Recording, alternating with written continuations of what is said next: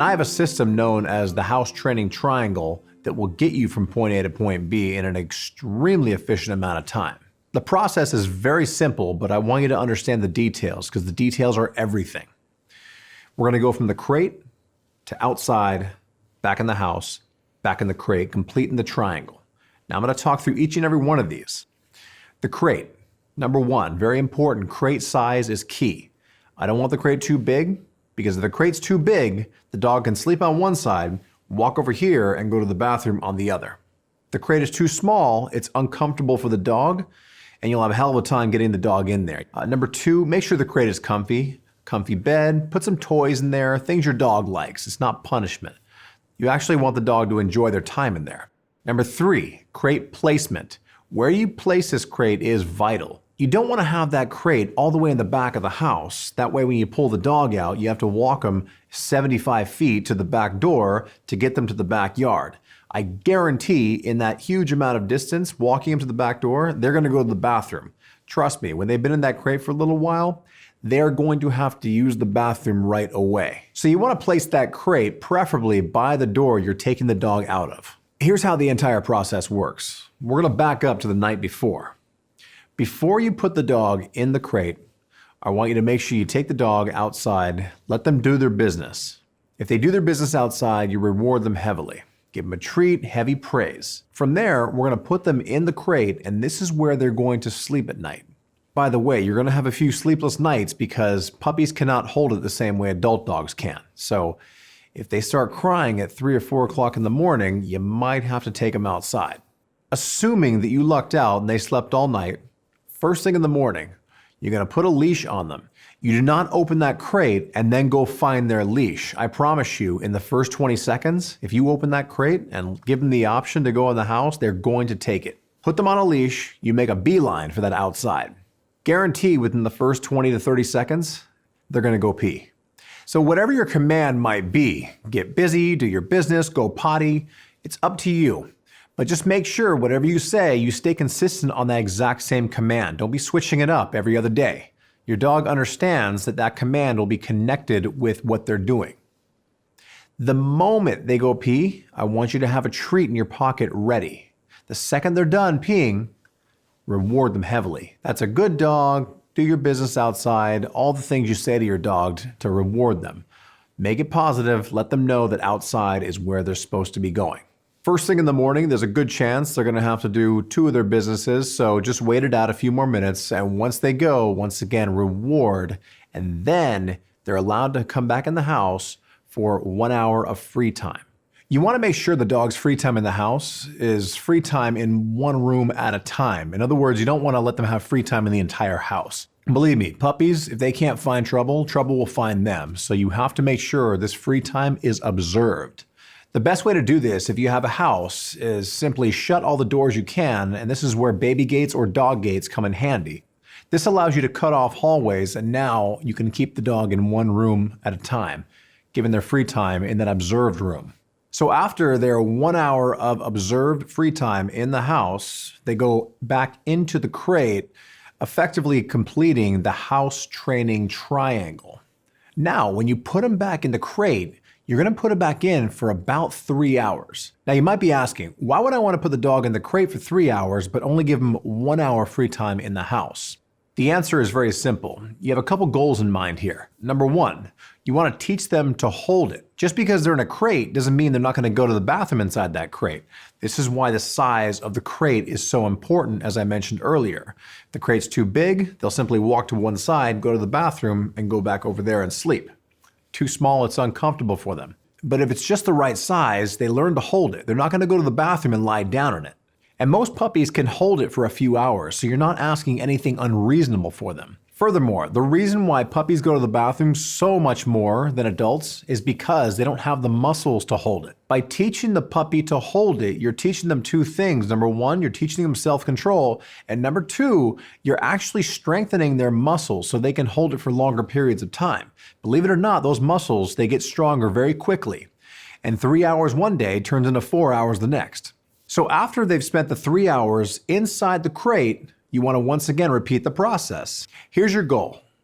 Every day, you want to add about 15 to 20 minutes free time in the house and take away the same amount of time in the crate, where after about a week or two, you have almost no crate time left and they have hours and hours of free time in the house. Until finally one day you make the decision, you get rid of the crate altogether, and at that point, your dog is now house trained.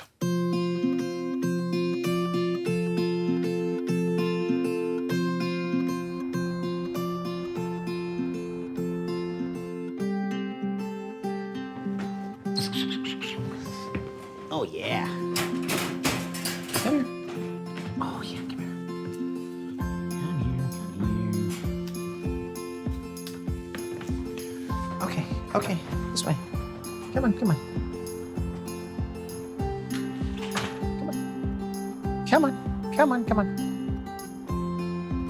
Come here.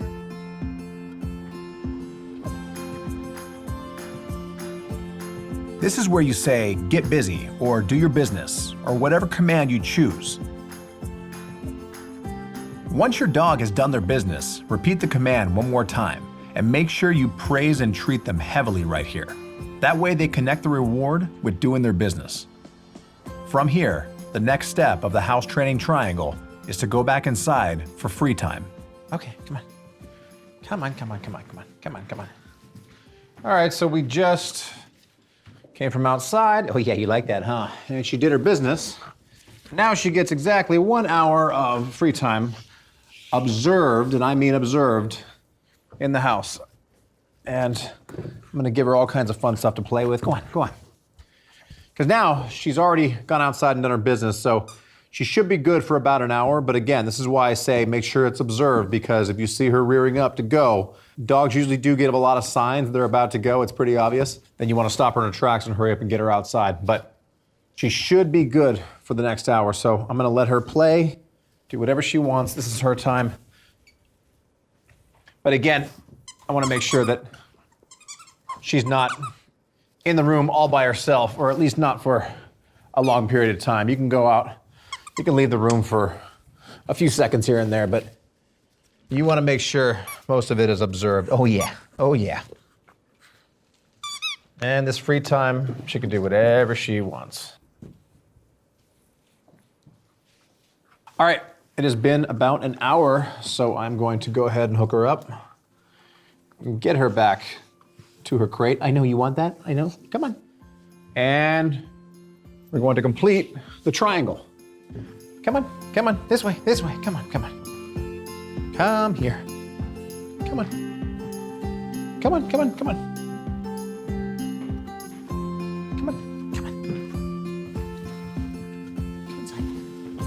Good girl.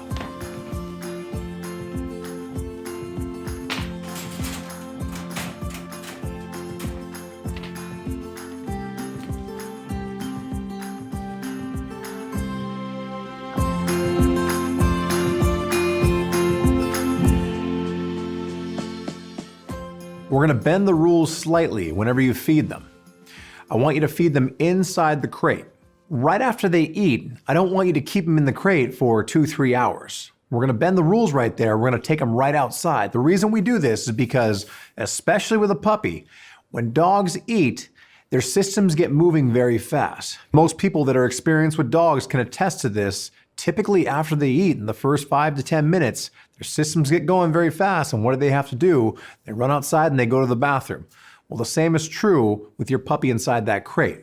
So right after they eat, same process, put them on a leash, take them right outside, and repeat the process of rewarding them if they use the bathroom outside. And at that point, you can finish off the triangle by letting them have free time in the house and continue the triangle throughout the day.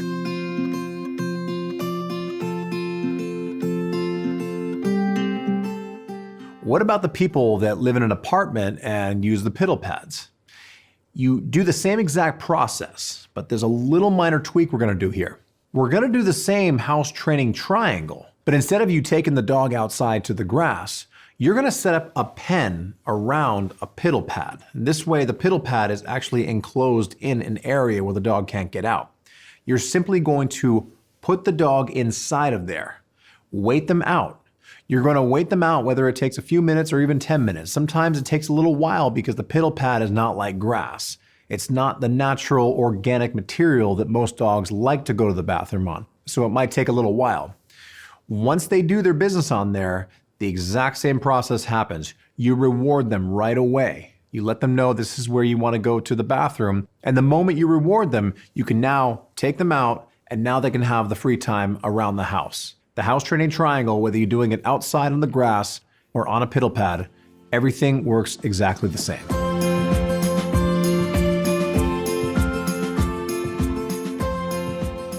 People always ask, what do I do when the dog does use the bathroom in the house? The old school way, which I've never really agreed with, was take their nose and rub them in it and yell at them and punish the hell out of them. You don't need to do that anymore. There's a very simple way that I use that actually requires no verbal reprimand if you choose not to use it. All I want you to do is take a cinder block, and I want you to put it right next to the area where they pee or poop.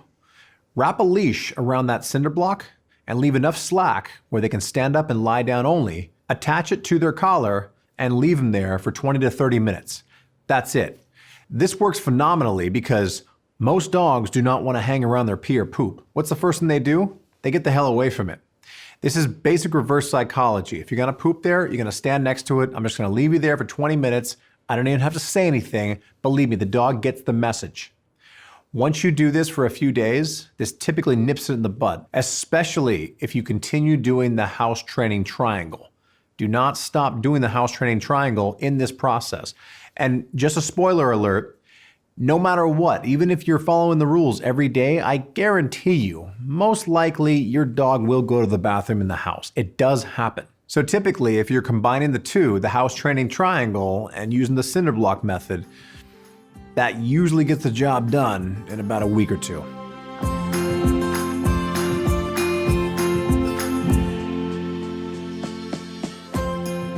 Now I know what you're asking. Brandon, what if I have a dog that lifts his leg in the house? He marks in the house. Big problem for male dogs. Well, worry not, because I've got that same problem right now. In fact, I'm training a dog right now as we speak that last night he peed on the edge of my bed, and my nightstand, and my dresser, and my bookshelf, and every one of my bar stools, and my couch, and my 2 other love seats in my living room. Dogs marking their territory, it is a natural instinct. It comes from the wild animal, it comes from the wolf, but it's unacceptable in the home you live in, and it's surprisingly easy to stop. Dogs typically mark on corners of legs, corners of chairs. So all I want you to do here is you want to take a regular leash, just a regular throwaway nylon 6-foot leash. You're going to wrap that leash around the area that they marked. You're only going to leave just enough slack on the end so they can lie down and stand up only. What you're going to do is you're going to take the clip and clip it to their collar. From there, you just leave them there for a good 20 to 30 minutes. If you want to reprimand lightly, you can. You could say, bad dog, don't do that again, whatever words you have to say. But the real training process is the fact that you're making them stand next to it and they can't get away from it. I promise you, within less than a week, this problem will be out the door forever.